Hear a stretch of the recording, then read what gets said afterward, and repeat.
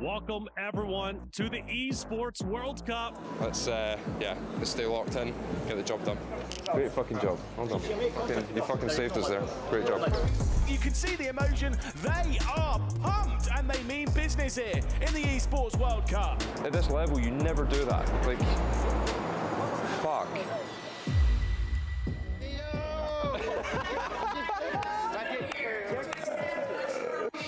Oh my god, man. All right, ladies and gentlemen, listen. I present to you someone that is going to push us over the edge. Someone that is going to allow us to push to the limit and to possibly bring home the epic gold trophy. I present to you Mr. Kevin Ellis Jr., esports extraordinaire. Good to see you, Kevin. Yeah, good to see you, man. Long time no speak, but yeah, it's good to be back. Hell yeah, dude. Yeah. All right. All right. So, I'm gonna grab the set. I'm gonna go just regular race. Esports is what I would usually use, and then just start doing laps. you crack on and do some laps. Yeah, if you do want to do any telemetry review, just make sure you've got your telemetry login, and then you can send me that through Discord, and we'll have a look at that. Oh, Yeah, overall, what I'm seeing so far is pretty good. I think my target lap time in these conditions was 44.1 in the Corvette. I screwed up the bus stop a little bit. That was my hot lap, but I screwed up the bus stop a little bit. But otherwise, it's pretty good for. It didn't look too bad. It honestly didn't look too bad. First laps here. First laps with this setup, this car, and this track here, like in a while, you know. So straight away on the entry, everything's looking good. Like the first thing I'm looking at here is your track usage on the left-hand side, right up against the grass. You know, that's spot on. No concerns there. The turn end's maybe a little bit late. Turn one's a bit of a weird one. It invites you into the corner quite early, but you also know that you've got a long straight coming up, so instinctively, obviously, your brain is probably saying I want to set up for the exit because I know that it's a long straight coming. So I can see that with the approach that you've taken, that the exit is more of the priority, which is good. The only issue we have is the throttle pickup is a little bit too late. So if you sort of look here as we come through the corner on the exit, you're not using all the track here. So this is kind of where you've ended up, but you've opened the lock to get there. If you watch the steering input, you sort of open the lock there, then you turn, and then it kind of straightens a little bit. So you're sort of steering the car over there. What we want it to do is just end up there naturally. So you're turning the wheel to the right, and as you're coming on the exit, you're like barely able to hang it within the track limits rather than coming through and opening the lock. Yeah, as I say, the entry track usage and the turn-in points and everything was really nice. What I'd want you to try and work on when you go back out is focusing on the track limit. So on the exit, we can use a lot more of this. All you need on the exit of turn one is 2 tires on this curbing in any shape or form. Okay. You can have a little bit of slip angle as you come off the end of it. Obviously we don't want that, but you can get away with it. You just need these 2 right hand side tires on that curb and you'll be clear. So bear that in mind, like keep the line the same, but when you get to this point here, so just before the right front gets onto the apex curb, that's where you want to get on the power, and you can sort of just go 0 to 100 straight away. Okay. With GT3s and iRacing, you have to be very smooth and precise with the brake, but on the throttle, you can just drive like it's got a brick on it for the most part. Like a lot of these corners. Perfect for me. Yeah. A lot of these corners are just. My throttle is an on-off switch. Yeah. Oh, there you go. You're a GT3 driver at heart then, because that's all you need to do. You don't need much sort of finesse with the throttle pedal. Finesse, yeah, like the low speed stuff is a little bit more technical. But the high speed stuff, you know, like the last corner, T1. Out of this carousel up here, it's just 0 to 100 straight on, and don't worry about it. So this is the lap you said you missed the bus stop a little bit, right? Yeah. I just came in too hot, huh? Yeah, that's fine. Or I just didn't get quite settled after my initial turn in, it felt like. Because that curb kind of threw me off. Usually I go to the wall on this. Can you go to the wall? No. On the right side? No, because of the new curb. Exactly, yeah. They've changed the track limit now, so you can have your left-hand side tires on the white line, and that's as far as you can go. And this curb is a little bit frustrating because it's one of those ones where you can hit it what feels like identical 2 laps in a row, and one lap will be perfect, the next you'll just spin. And it's because you've got a slightly different angle, coming over the curb, or you're like half a tire width further to the outside and the splitter just catches a part of the curb that it didn't normally. Just to kind of go over the brake point, like your brake point here is fine. This sort of orange marker on the wall on the left hand side is fine. What you want to do is basically start turning in right at this Marshall post on the left hand side, and you're kind of diving in for that first apex. So you want to, as I say, get your left hand side tires on the white line and have your right hand side of the car all up in this sort of area. Wow. Okay. And we're going to obviously have our threshold brake pressure, and then we're going to start coming off the brake just before we get to the curb. So you actually want to come over the curb with no brake input or no throttle input whatsoever. Once you land, that's when you can then get back onto the brake. You don't need much brake into here. It's like a little 25% kind of stab, and that's it. Get the nose in for the left-hander and cut a lot of this curb.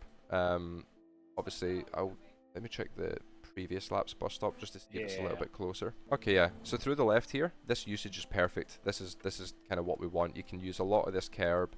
You want to land in this sort of triangle section here as you come off the curb. So the closer to the grass you can be, the better. And then the track usage in the middle is really nice. We're going to use this seam on the left-hand side, and kind of want your left-hand side tires basically on that, or a tire width to the right of that at most. It's quite a tight line actually that you carry between the two. Yeah, because you're just straight line. You're just straight lining it basically. Trying exactly. To, right? Yeah. Yeah. Exactly. So yeah, the line through here is nice. What we can do is just carry more speed, but that will come through the first right. So when you cut more off the first right, start to get a feel for how smooth the car can land, and then gradually you want to increase speed that you hit it at. If you get stuck for a while, eventually I will just say to you, just send it and crash on purpose. And that's what I say to people quite a lot, is like, just send it and crash on purpose, just so that you can get a sense of what that entry speed feels like. Because they might get the entry speed right, and then they just miss the curb, and that's why they crash. But okay, good, cool.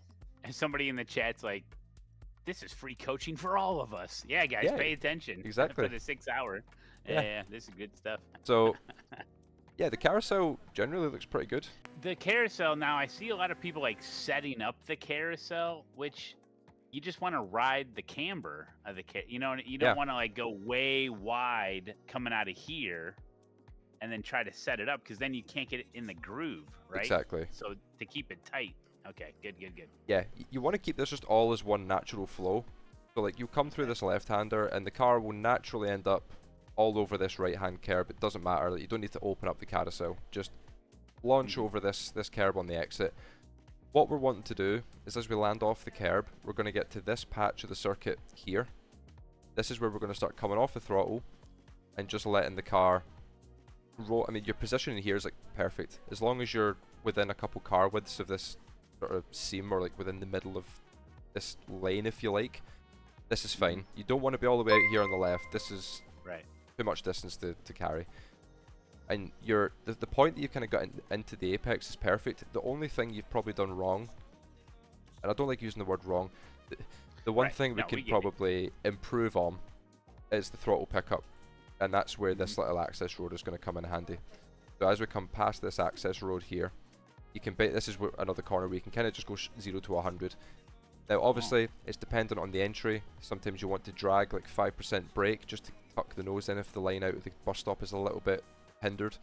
But that's the general rule of thumb, is when you get to that access road, just thump it, and your track usage on the exit's fine, but you can use more. There's no track limit out here. You can be like right out up against the wall. As long as you get back on before the grass, that's fine. Any questions about like the first couple corners, or the first 3 corners? No, not really. I mean, it's a lot of information, but we'll take it all in and keep going. Sure. Yeah. The coming out of the carousel there, I feel like if you are on throttle early and you are making that corner and you go to the wall and everything's right in the world, you're straightened out and have enough time to not hit the grass. What I find sometimes is that I'm coming in hot and I'm going right towards that grass. So then I have to, like, something's off, Yep. Like I don't get on throttle, or my rotation isn't quite there, and I get on throttle too early, or sometimes there's that bump there, and sometimes I just kind of give up some speed so I don't even deal with that curb and grass and the bump. But I think if you do all your rotation much earlier, you're completing the corner earlier, and you're along that wall, and then the car's straight, and then you just move slightly to the right to avoid the grass. Exactly. It's all about managing at what point in the corner you lose the front end. If you lose the front end in the entry phase, so you come off the throttle and you don't touch the brake and you just let it coast, and you feel the front end kind of going on the entry, you already know by the time you pick throttle up, you're in for a bad time. Like, you're going to have to delay that throttle pickup, because if you lose the front early, it's ruined the whole corner. If you lose it midway through because you brush the inside curb, for example, like brushing this will kind of just kill the rotation and you'll slide a bit wide. If you lose the front end there, it's savable, but you have to be careful and mindful of that. And also, you'll find as well that into the carousel every single lap there will be a slight variance in speed, because no one's hitting the bus stop exactly the same lap after lap, right? If you catch that first curb a little bit wrong through the first right, then your exit speed's going to be off for the exit, because you can't get back to throttle in time. Whereas if you nail it, you could come in 5 miles an hour quicker than the previous lap. So it's just all about, like, as you turn in and kind of come off the throttle, is identifying what you're feeling through the wheel. Is it like, do I feel like I've got grip, or do I not? Does it feel a little bit light? So you might want a little dab of brake just to scrub off that little bit of excess speed, and as you rightly say, move the weight transfer forward. What I was going to suggest is we'll do this next corner. I'll give you some feedback on that. We'll get you back out on track, try another 4 or 5 laps with the changes we've discussed, give your brain time to kind of process everything, because I don't want to just give you like a full lap guide, because you're not going to remember half the shit we spoke about at the start if we just keep going, right? So with this one, like the line looks good. What I like to do is look for this apex curb. There's a bit that really sticks out. I don't know if it's the spot. You can see what I'm talking about, but this white line sort of tightens right around here. Yeah. So this is your apex point and your throttle pickup point. So when you get to here, you don't want to be touching the inside curb if you can help it. Try and avoid it. You can be very aggressive up to about 80 to 90% throttle, and then you only really have to modulate that last sort of 10 to 20%, just depending on how it feels. Again, if you lose the front end back here, then, you know, we're going to be fighting it quite a bit on the exit just to try and keep it on the track. But if all's going smoothly and you're feeling good, you can get to here and just slam it, and it should sort of glue on the exit. But yeah, you have to be quite patient. You want to come in tight, but you don't want to turn into the apex yet. So you kind of come in and you sort of mirror the line with the curb and waiting, and then you cut in right at this point here with the white line tightens. Yeah, and that's where the rotation comes from. When you get over that white line and pick the throttle up, the car kind of compresses on the exit, and then it will turn, and you should have a stable rear end, all things going well. All right. Jump back in.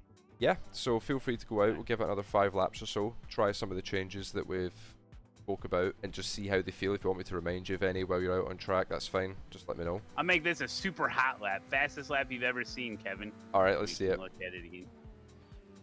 I'll take notes. That was better. Cause do you ever do any other type of racing, like rallycross or dirt oval or anything like that? So I was pro in rallycross for a season in 2021. Nice. Yeah, so I got into the World Championship and done that for a season, and that was awesome. My teammate at the time ended up winning the championship, so that was cool. I think I got like 5th in the end, so I was pretty happy with that for like a rookie year. Won Rookie of the Year that season as well, and managed to throw away 2 wins. As we'll go for a little spin. But well, that was a purple. It was a purple lap just now. I think there's some good stuff to look at there. Yeah, there we go. That's another little step forward. We found 300 so far. We all learn in different ways. Chat. Come on. and listen, I've got built-in bad habits too. So, but no, this is good. I've got bad habits as well. To be fair, like I'm not the epitome of a driver. You know, there's still things that I want to work on myself, but.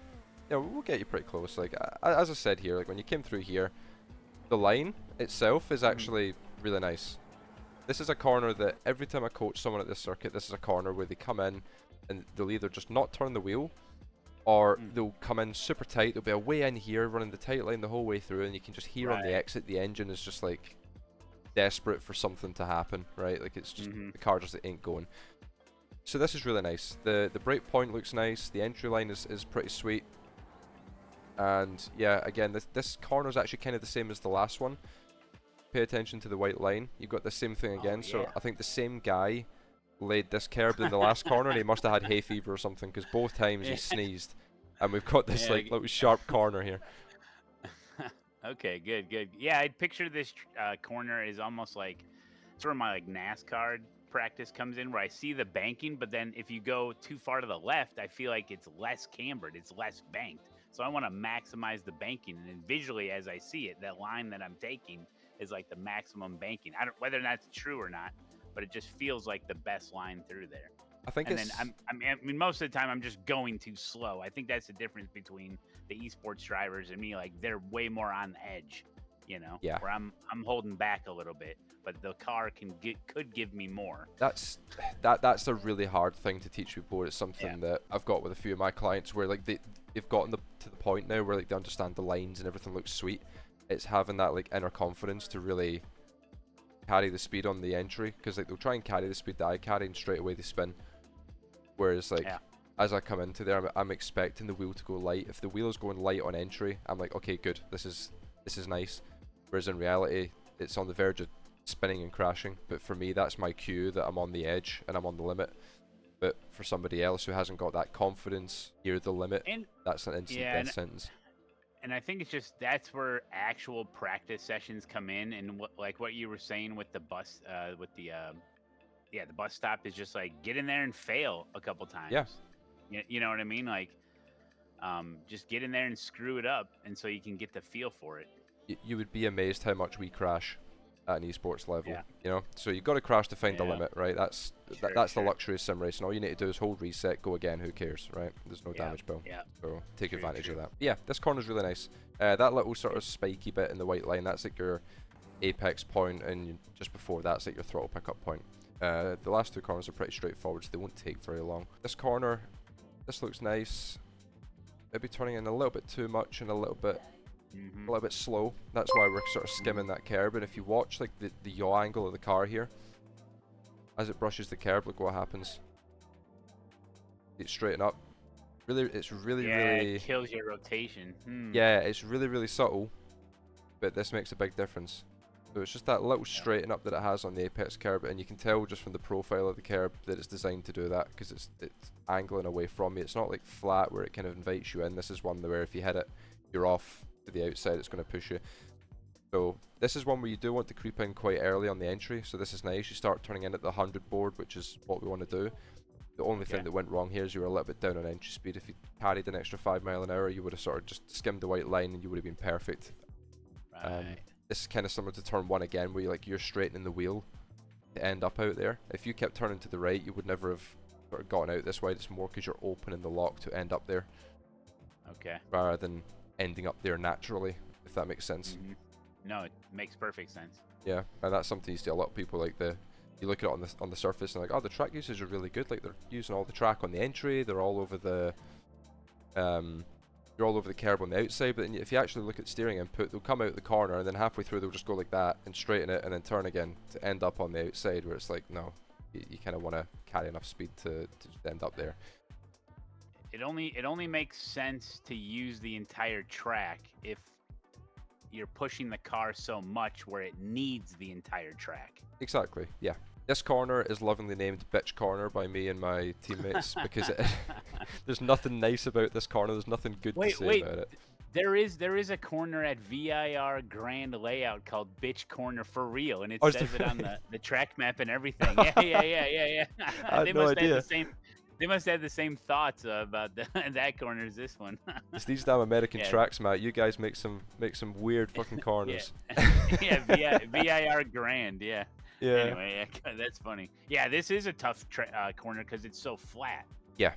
Okay. This is like the transition coming back onto the cup layout. So you sort of turn in and you can see from here, like it is actually positively cambered. You can see the outside of the track is higher than the curb, but then when you get over the transition, it almost feels like negative camber where you're kind of falling away all of a sudden. So with Bitch Corner, because as you're coming up to it, when you get over the top of the crest, the track flattens out quite a bit, so we want to do the turning early. So your brake point here is okay. I would try and move over to the right a little bit quicker, just so that you're a little bit straighter before the corner, but overall your brake point looks okay. And then what we want to do is sort of creep into the corner almost. and there's a bit of a double apex. I'll see if I can get a camera angle that will really show this properly. I might need the chopper camera for this one. Yeah, because I would always set this. I set this one up. I kind of go in wide and try to hit a late apex. Yeah. But it's almost like a double horseshoe. You want to double apex it a little bit. Kind of, yeah. There's an apex point, and then there's like a give up point. So Okay. there's like a point where even the chopper camera doesn't really show it too well. It's like round about here. Where's that mark on the? Not really one there. This is why it's pitch corner, because like, there's so little like there's so little reference points. You've got to just sort of hit the brakes and start creeping in early, and get onto that white line and just hold it there. Hold it on the white line throughout the corner until you get to this point here. Again, where the white line tightens and cuts off to the left. This is your give up point. Right before the transition, this is where you give up. So you kind of come in, keep it up against that white line on the inside. We'll see if we can get a better camera angle to show everyone kind of what we're talking about. Fucking trees. You basically hold it in like within about a tire's width of the white line the whole way around, and then you get to that give up point, and then you can just sort of let it go on the exit and let it track out. So for a corner like that, I would just say keep it tight. Yeah. Keep it tight, basically, and then you wait for your exit and go. Exactly. Get in tight, hold it tight, and then when you get to this point, when the front end of your car gets to here, then you can give up, let it track out on the exit, which again, your track exit, or your track usage on the exit's fine. This corner's nice, you're just lifting too much. The car's got more grip to give there. I normally lift off to about 75% throttle, give or take, depending on the lap. Really nice. Oh, so you're not fully lifting? Oh, no. You only lift off about 20 to 30%, anywhere in that range. You roll throttle. I think the short oval guys say you roll throttle. Yeah, to use their terminology. Yeah, you roll off like 20-30% and then just roll back on. Okay. On the exit as well, just be careful. If you look, the curb profile is quite weird. So you've got this sort of serrated section, and then it just drops off to a flat section. If the right side tires fall off of that onto the flat, then the splitter will hit the ground, and you'll get some weird jumping, and you can't get the car back over to the left, the last corner. So you only you can lean on this. You want to lean on this with the right side tires. Use all the track, skim the curb on the outside, but don't let the tires fall off that serrated section. You can get away with it, but there is always the risk that the splitter will catch and it will fire the car into the air, and you obviously, when you're in the air, you ain't turning, so the thing will just go straight, and then you come into the last corner with a abort angle. Okay, somebody's asking what is the give up point? That's in that previous corner. The give up point is where you get back on throttle, basically. The give up point is just where that's where you give up being on the apex, for lack of a better term. So like through here, you'll be on throttle kind of through this section, sort of modulating it just before. So like kind of here. Then this here is what I call the give up point. So this is where you can give up aiming to be here, and you can go to the outside at that point. That's where you can let go of the inside, and the car should naturally end up on the outside curb, if that makes sense, hopefully. Yeah, now you're giving up the apex. You're leaving the apex. It's time to get out and go to the track out. Exactly, yeah. Give up the inside, head to the exit. You've completed the corner, kind of thing. Yeah, get on with your life, kind of stuff. Exactly. Get on to the next one. Okay. Like again, your track usage here. See this? This is spot on, perfect. But if you go and look at the steering input, I guarantee we'll catch you out again with opening the lock. Yep, there it is. Exposed. There you go. You've opened the lock to end up there. You didn't end up there naturally. So that's a sign that you can carry more speed. That makes sense. Yeah. Sure. So that's like there's all these. See, when you're doing a lap, the car's constantly giving you feedback about why you're not going fast enough. The hard thing is understanding and deciphering that information, right? Someone could look at this and go, oh, I've ended up on the outside curb, but I've still lost 2/10. Like, what have I done wrong? The car is showing you at this point here. If you kept turning, you would have been nowhere near the curb on the exit, because you've opened the lock to get there. The car's basically telling you, right, you're being a bit of a bitch in this corner. Like, send it a bit harder. You know, I've got more to give. So yeah, and then for the last that's corner, like really on the edge, though, man. You know, like it's that thing about just knowing them limits. That's cool. Yeah, it's just all about going over it. Like, honestly, I spend 50% of my time crashing. You know, you do all the crashing in the offline test servers or in the hosted servers, and with your teammates, and then when you get into the race, you've already made 101 mistakes. So now that you've made them, you know how not to make them. Right. That makes sense, right? Yeah, and there's also another clue as well, with a second last corner. If you look at where you end up in the last corner, right? Look at where you turn in from. This is your angle coming into the last corner. You're aiming away from the corner.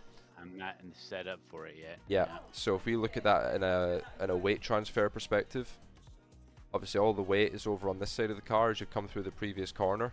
Then we've straightened up. The cockpit's on the left, right, Kevin? Where is all the weight? Well, the momentum is going that way. Yeah.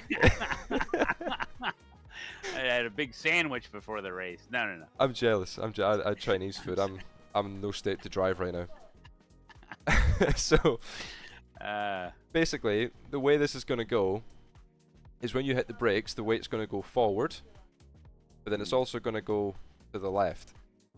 Now, if it does it too much, you're going to overload the left front and you'll never get into the apex. Or you can get into the apex, and this happens, where you're like Tokyo drifting it on the entry because all the weight's gone forward and it's taken too much off the inside rear. So what you want to do is if you carried more speed through here, you would have gotten to the outside curb earlier. So you probably would have been on the outside curb somewhere around here, and then you got time to get back over, whereas you straightened the lock to get onto the curb, and then you just sort of went, right, corner done, and then, oh shit, there's another one, right? So it's kind of like caught you out a little bit. It's just like coming out of the carousel. Get it done early, and you're going faster, and then you miss the grass. Exactly. Yeah. Don't take a breather here. You've got the front straight coming up to take a breather. So here, just stay locked in for an extra second. Get the car over to the left. Settle the weight transfer a little bit, so you're leaving less to do. Right now, you're making this angle way tighter than it has to be. If you can get it back over to the left and be perpendicular with the line and the wall, you brake at the end of the wall, turn in, and you don't have any of this sliding. And then when you get to this point, you can just slam on the throttle, and everyone's happy. Right. Don't knock the wall down. I'm late on everything there, basically. Yeah. It's all because of what you did in the second last corner. So I imagine for you, you probably came out of there and went, screwed up that last corner. Whereas in reality, you actually screwed up the second last corner, and that's what's led to that mistake. So they all lead into each other, especially when they're like close in proximity like that, where you haven't got straight in between. Really, like you're always turning through there. You're never really going straight. So that's what's led to the mistake in the last corner, is what you did in the second last corner. Well, listen, Kevin. I mean, this has been amazing. I can't thank you enough for giving myself and everybody watching tips and tricks, stuff that will make us all better drivers. And yeah, I mean, this is great. And you stream, you do the coaching. We appreciate it, Kevin. Thank you for doing this. We're gonna take all of your advice, and we're gonna rewatch the video over and over again, and we're gonna get out there and we're gonna win the 6 hours of the Glen 10th split. I think we can do it, chat. I have faith. If what I've seen today is anything to go by, you'll be fine. But yeah, no, I just want to say a big thanks for giving me the platform to sort of come on, and big thanks to everyone in chat. Yeah, everyone for all the support. Having a bit of fun while we've done the coaching as well, and having a bit of a chat. It's good to catch up with you. Yeah, good to see you, Kevin. I appreciate it.